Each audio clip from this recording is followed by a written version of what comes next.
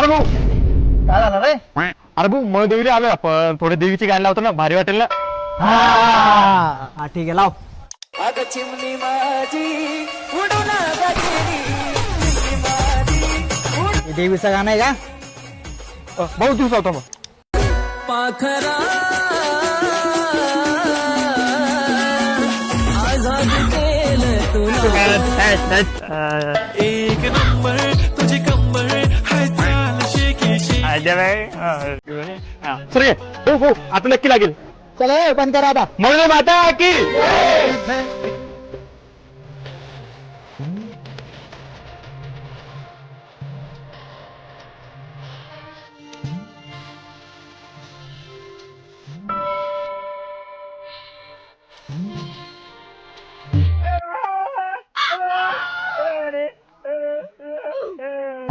काय म्हणतो अरे?